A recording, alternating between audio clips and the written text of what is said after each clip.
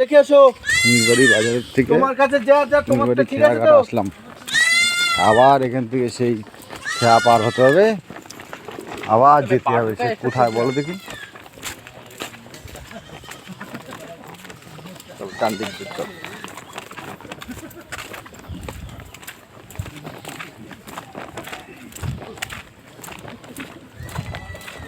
একটু বাড়িতে ফোন করি, ওরা জানে আমি বেরাইনি এখনো। এই খেয়াঘাট পার হয়ে তারপরে আবার ওই ইঞ্জিন ভ্যানে উঠতে হবে। তারপরে যে পৌঁছাবো। হ্যাঁ,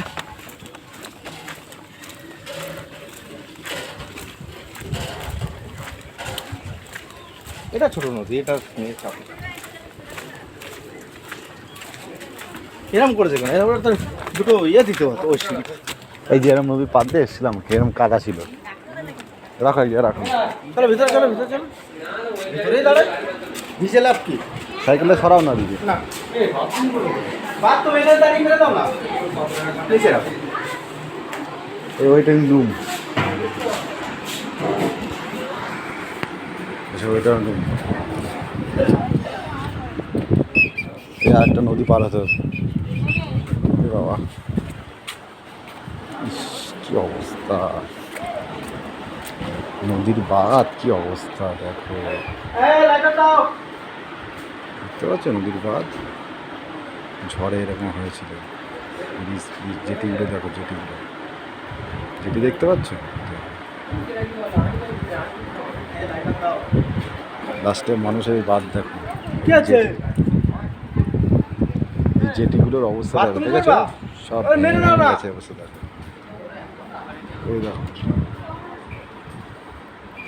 জেটিগুলোর অবস্থা সব কাজ হয়ে সব ফেটে ফেটে গেছে। ইস আবার উঠে যা।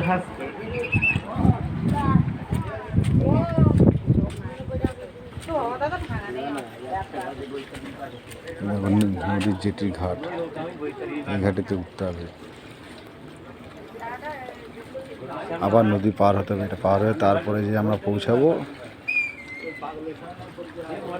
ওই জায়গাটা পৌঁছাতে হবে।